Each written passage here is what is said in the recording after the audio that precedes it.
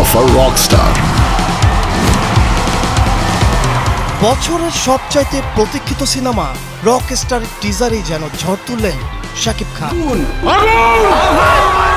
টিজারের একদিকে দেখা যায় স্টেজে মেগাস্টারের আগুন ঝরানোর পারফরমেন্স, আর অন্যদিকে দেখা যায় নিঃসঙ্গতা আর ভাঙা সম্পর্কের গভীরতা।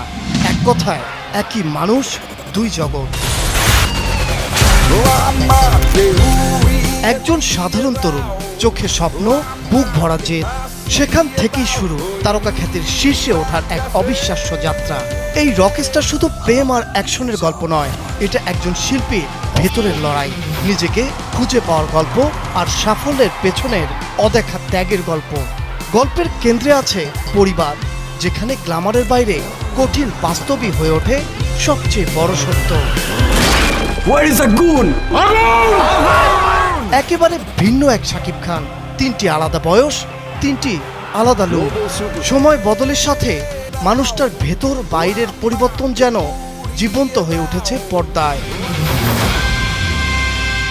সান মোশন পিকচার্স লিমিটেডের ব্যানারে সিনেমাটি পরিচালনা করেছেন তরুণ নির্মাতা আজমান রুশো।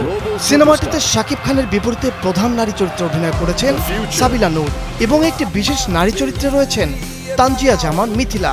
সবকিছু ঠিক থাকলে আসছে কোরবানির ঈদে মুক্তি পেতে যাচ্ছে rockstar. The future of a rock star. আর মেগাস্টার শাকিব খানের ভক্তদের জন্য এটি হতে যাচ্ছে বছরের সবচেয়ে বড় চমক। আমাকে নিয়ে যাও তোমার সাথে। তানভীর আহমেদ, মাছরাঙা টেলিভিশন।